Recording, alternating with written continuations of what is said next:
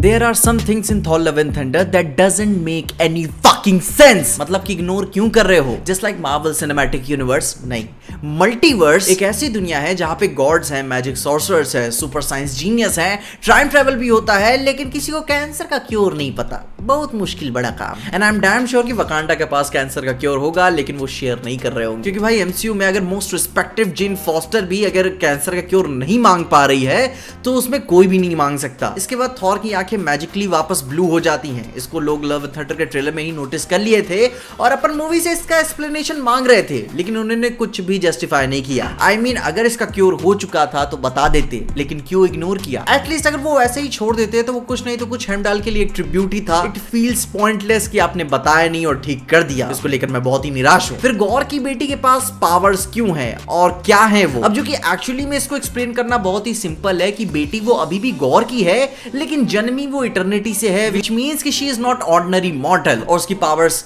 कभी एक्सप्लेन नहीं की गई। बस खैर फिर भी कोई बहुत ही बड़ी बात नहीं हो जाएगी। बड़ी बात यह है कि भाई एमसीयू में वल्हला की एलिजिबिलिटी क्राइटेरिया क्या है, क्योंकि एमसीयू में वल्हला में जाना एसगार्डियंस के लिए रिजर्व था और मिडगार्ड वाले इसके लिए क्वालिफाइड नहीं है। लेकिन इसके बाद भी पिक्चर अपन को नहीं समझाएगी, अपन को खुद ही समझना होगा कि जेन का माइटी थॉर बनने के बाद देवीकरण हो गया है, जिसके नतीजन वल्हला में उसने अपनी जगह बना ली। इसी के साथ एक बहुत ही फनी सा डिटेल है कि कॉक के पेरेंट्स को लेकर लव एंड थंडर में उसने बोला था कि भाई उसके 2 बाप हैं, मगर वहीं रैग्नारॉक में उसने क्लियरली स्टेट किया था कि उसकी माँ और उसके बॉयफ्रेंड से वो हेट करता है।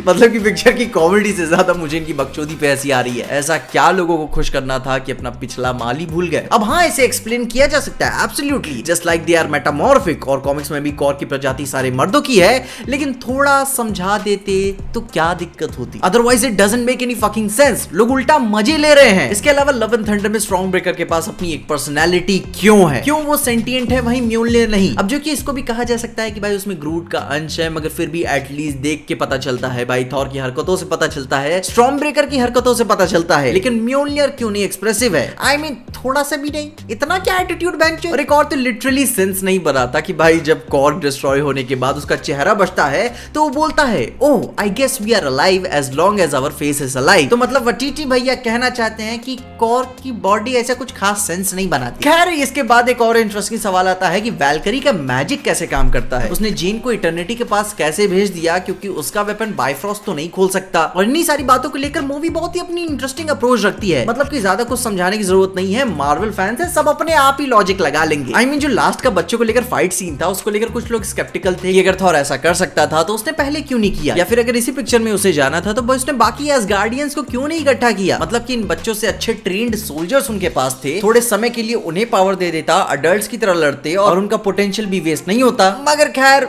ये तो जनता सोचती है, हमारे तुम्हारे सोचने से कुछ नहीं होता।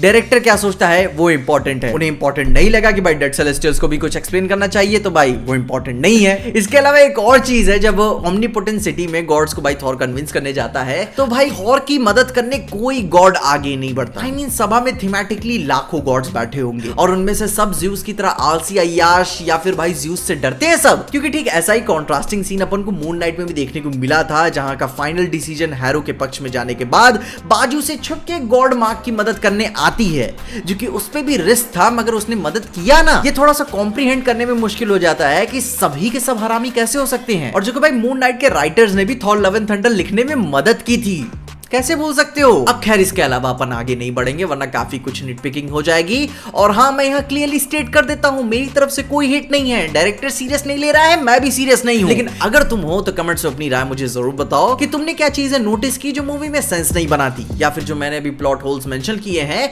अगर उनके तुम्हें आंसर्स पता है तो शालीनता पूर्वक अपने तर्क मुझे कमेंट्स में जरूर बताइएगा। और इन्हीं सारी बातों के साथ साथ डीसी के ब्लैक एडम को भी मत भूल जाना। काफी दिनों पहले मैंने एक वीडियो बनाई थी, तो उसे चेकआउट करना मत भूलना और अपने ओपिनियंस मुझ पे मुझे जरूर बताना। और देखते रहिए टीजे एक्सप्लेन।